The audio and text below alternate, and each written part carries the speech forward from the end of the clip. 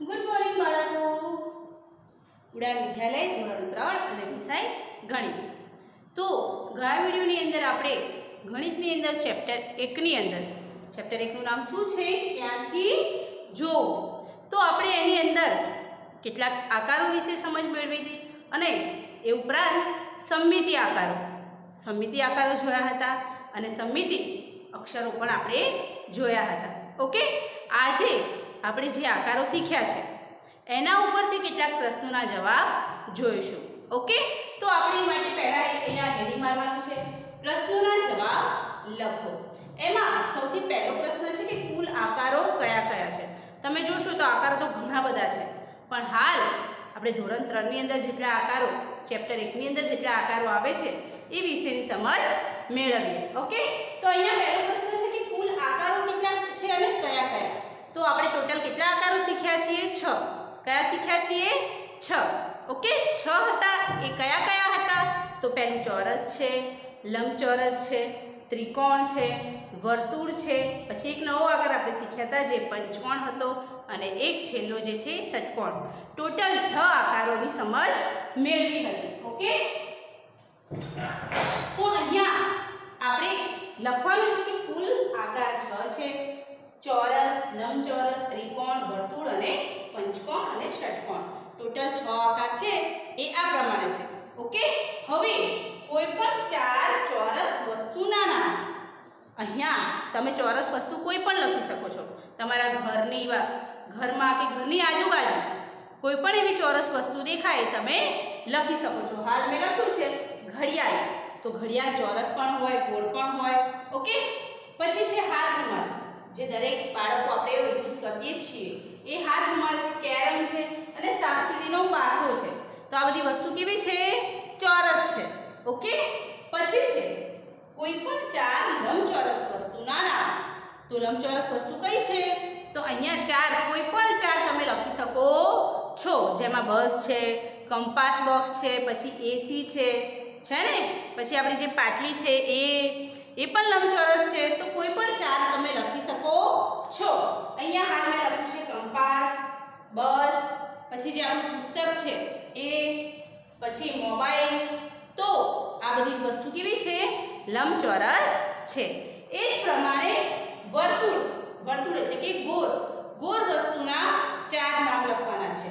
તો જે સિક્કો છે, પૈસા છે, એ પણ કેવા છે? સિક્કો 1 રૂપિયાનો, 2 રૂપિયાનો, 5 રૂપિયાનો, બધા કેવા છે? ગોળ એટલે કે વર્તુળ છે. પછી બંગડી છે, દડો છે અને ટાયર છે. તે બધા કેવા છે? ગોળ છે. આ ઉપરાંત તમે બીજી કોઈ ગોળ વસ્તુ દેખી હોય એ પણ તમે લખી શકો છો. ઓકે, પછી છે મંદિરની ધજાનો આકાર. મંદિર ઉપર જે ધજા હોય છે એનો આકાર કેવો હોય છે? આ પ્રકારે હોય છે. તો આ આકાર કયો છે? ત્રિકોણ. Okay, right. તો આ આકાર છે ત્રિકોણ. Very good. પછી આગળ જો પ્રશ્ન 6. નીચેનામાંથી લીટી દોરેલું કયું ચિત્ર સમમિતિ દર્શાવે છે? તો અહીંયા તમને 2 ચિત્રો આપેલા છે. આપણે અગાઉ પણ શીખી ગયા છીએ સમમિતિ એટલે શું. તો આપણને બંને બાજુએથી જોતા સરખું દેખાય, બંનેના ભાગ સરખા હોય, એને શું કહેવાય? સમમિતિ. ઓકે, તો અહીંયા જુઓ કે અહીંયા 2 જે ચિત્ર આપ્યા છે એમાંથી કયું ચિત્ર છે જે સમમિતિ દર્શાવે છે? ઓકે, તો અહીંયા જુઓ કે જે ઝેડ છે એ તમે કહેશો કે મને સરખો દેખાય છે, પણ ના. ઝેડમાં દેખો અહીંયા ત્રિકોણ આ બાજુ ટોચ આવે છે, જ્યારે આ બાજુ ટોચ આવે છે, એટલે કે બંને બાજુથી જોતા આપણને સરખું લાગતું નથી. તો આ આપણને સમમિતિ દેખાતું નથી. અને અહીંયા જુઓ તો આ જે છે ત્રિકોણો બરાબર વચ્ચેથી આપણે અહીંયા લાઈન આપેલી છે, પછી બંને જોઈએ તો બંને બાજુથી આપણને સરખું દેખાય છે. એટલે કે આ જે છે અહીંયા અ અને અહીંયા બ. તો જે બ છે એ સમમિતિ દર્શાવે છે. તો એની નીચે આપણે રાઈટ કરીશું અને અહીંયા સમમિતિ દર્શાવતું નથી તો અહીંયા રોંગ કરીશું. ઓકે, ખ્યાલ આવી ગયો? હવે આગળ જુઓ. નીચેનામાંથી લીટી દોરેલું કયું ચિત્ર સમમિતિ દર્શાવતું નથી?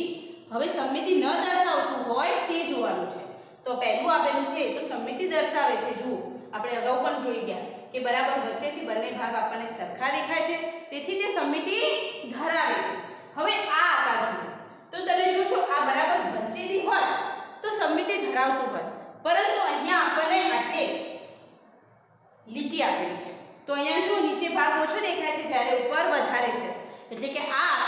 સમમિતિ ધરાવતું દેખાતું નથી. તો અહીંયા શું આવશે? રોંગ. ઓકે, હવે પ્રશ્ન 8 જુઓ. પોસ્ટકાર્ડનો આકાર કેવો હોય છે? તો આમાં કેટલાક બાળકોને ખ્યાલ પણ નહીં હોય પોસ્ટકાર્ડ એટલે શું. તો તમારા ઘરે પત્ર ક્યારેક આવ્યો હશે. ઓકે,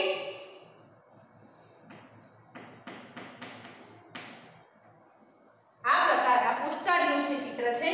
તો અહીંયા જુઓ તમે આ પોસ્ટકાર્ડનો આકાર કેવો દેખાઈ રહ્યો છે? તો તમે કહેશો લંબચોરસ, રાઈટ. તો અહીંયા આપણે લખવાનું છે કે પોસ્ટકાર્ડનો આકાર કેવો હોય? લંબચોરસ. ઓકે, હવે આગળ જુઓ રબરનો આકાર કેવો હોય? તો દરેકના કંપાસ બોક્સની અંદર રબર તો છે જ. ઓકે, તો બધાની જોડે અલગ અલગ શેપના રબર હશે. કોક જોડે લંબચોરસ હશે, કોક જોડે ગોળ પણ હશે.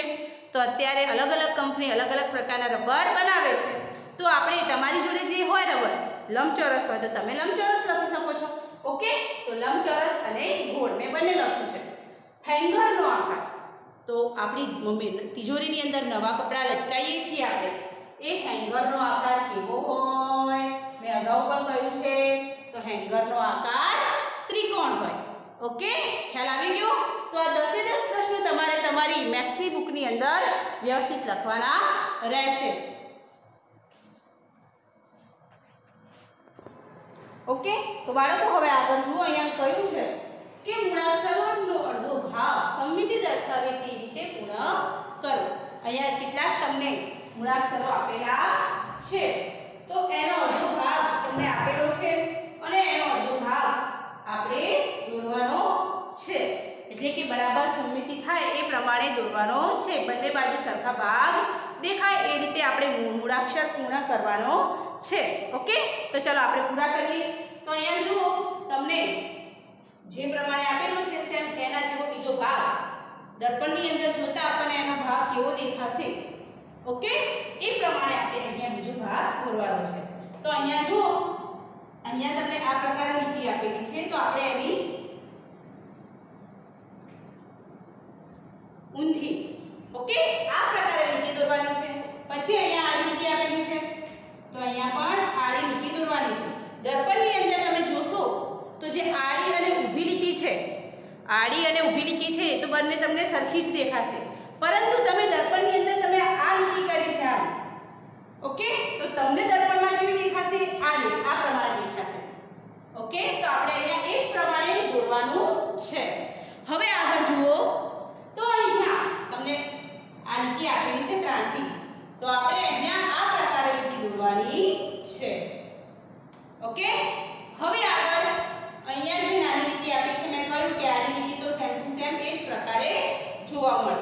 હવે અહીંયા તમને આ પ્રકારની લીટી આપી છે. તો અહીંયા આપણે આ પ્રકારે લીટી દોરવી પડે.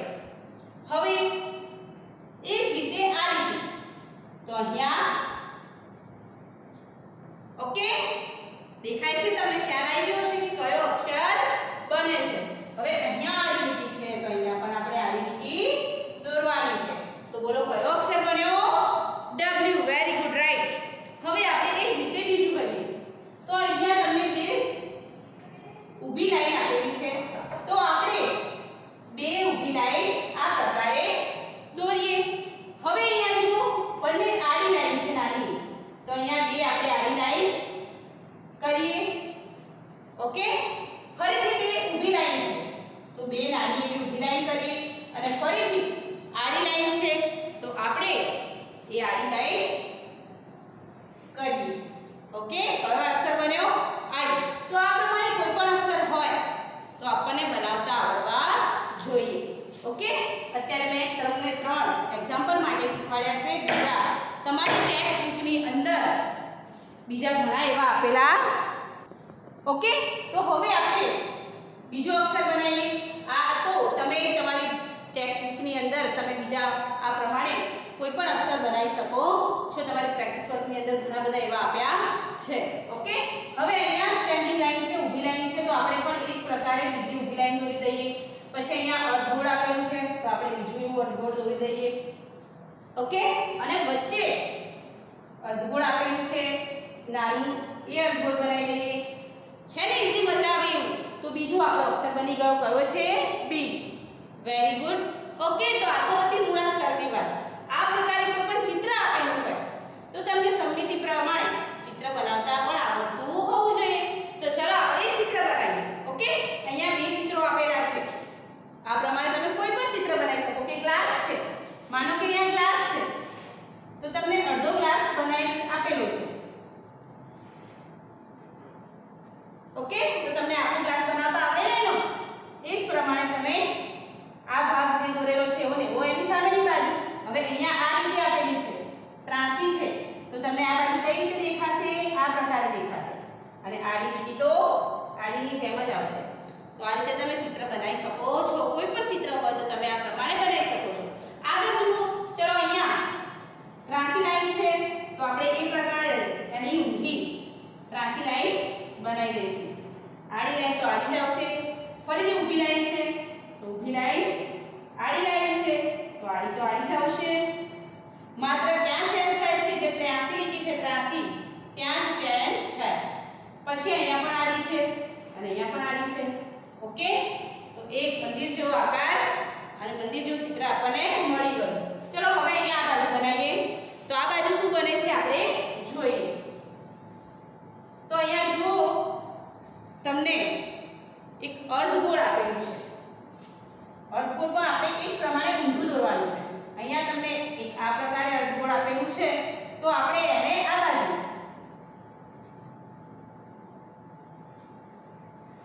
ઓકે, આ પ્રકારે અર્ધગોળ દોરવાનું છે. ચલો હવે અહીંયા એક આંખ દેખાય છે તો આપણે સેમ એવી જ આંખ આ બાજુ બનાવી દઈએ.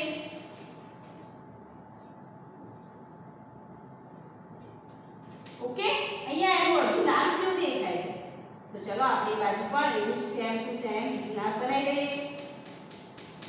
ઓકે, હજી શું ખૂટે છે? તો હા, રાઈટ, તો અહીંયા હજી પણ કાન ખૂટે છે. તો અહીંયા જો આપેલો છે એ જ એની ઊંધી દિશામાં પણ આપણે એ પ્રમાણે કાન બનાવવાનો છે. તો કયું ચિત્ર બની ગયું? એક ઉંદર જેવું ચિત્ર બની ગયું. ઓકે, હવે અહીંયા વિકલ્પો જોઈએ કે નીચે આપેલું પથારીનું ચિત્ર ક્યાંથી જોતા તમને આવું દેખાશે. તો અહીંયા સામેથી ઉપરથી જોતા આપણને કોઈ પણ વસ્તુ અલગ અલગ દેખાશે. માનો કે અત્યારે મારી જોડે એસીનું રિમોટ છે. ઓકે, તો અહીંયા સામેથી જોતા આપણને સ્વિચો વાળું દેખાય છે. દેખાય છે ને? પછી અહીંયા નીચેથી જોતા પણ મને અલગ દેખાય છે. એની બાજુએથી જોતા પણ અલગ દેખાય છે ને? તો આપણને એ જ પ્રકારે બધી જ વસ્તુ આપણે, ધારો કે અહીંયા મારી જોડે પથારી આપેલી છે તો હવે આ પથારી ક્યાંથી જોઈશ તો મને આ પ્રકારની દેખાશે. મને પથારીની અંદર બે ઓશિકા દેખાય છે, અહીંયા બ્લેન્કેટ દેખાય છે. ઓકે, તો કઈ બાજુએથી જોતા આપણને આ પ્રકારે દેખાશે? તો તમે કહેશો ઉપરથી, રાઈટ? કારણ કે બાજુએથી જોતા તો આપણને પથારી આ પ્રકારે એની આડી નાની લાઈન જ દેખાશે. તો આ ઉપરથી, તો આપણે જવાબ લખીશું ઉપરથી. ઓકે, જવાબ શું આવશે? ઉપરથી. અહીંયા ઉપરથી અની અંદર લખેલું છે તો આપણે લખશું અ ઉપરથી. હવે અહીંયા નંબર 2 જુઓ. નીચેનું ચિત્ર બાજુએથી જોતા કેવું દેખાશે? તો અહીંયા એક સાપસીડીનો પાસો આપેલો છે અને બાજુએથી જોતા કેવું દેખાશે? તો આ એની સામેની બાજુ છે, આ ઉપરની બાજુ છે અને આ બાજુ છે. તો જો બાજુએથી જોતા આપણને કેવું દેખાશે? કેટલા અંકો દેખાશે? 2. 1 અને 2. તો આપણે અહીંયા દોરીશું 2. ઓકે, આ સામે છે, આ ઉપર છે અને આ બાજુ છે.